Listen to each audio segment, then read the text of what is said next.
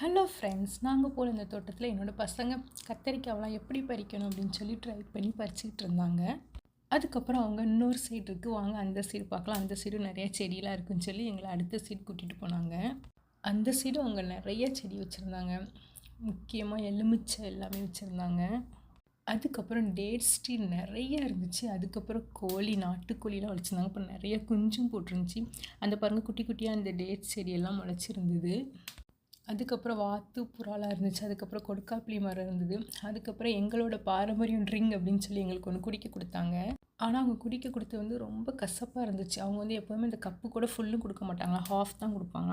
அதுக்காண்டி அது கூட பேரிச்சம்பழத்தை நல்லா பிசைஞ்சி அதில் ஒரு ஸ்வீட் மாதிரி பண்ணி கொடுக்குறாங்க. ஸோ அதை சாப்பிட்டு அது கூட இது குடித்தா சூப்பராக இருக்கும்னு சொல்லி உண்மையிலே டேஸ்ட் வேறு லெவல் நல்லா இருந்தது. கிட்டத்தட்ட நாங்கள் ஒரு 2 மணி நேரம் இருந்திருப்போம். 2 மணி நேரம் டிஃப்ரெண்ட்டாக ஒரு அனுபவம் கிடச்சி. அதுக்கப்புறம் எங்களுக்கு கொஞ்சம் காய்கறி கொடுத்துட்டாங்க. ஓகே ஃப்ரெண்ட்ஸ், பாய்.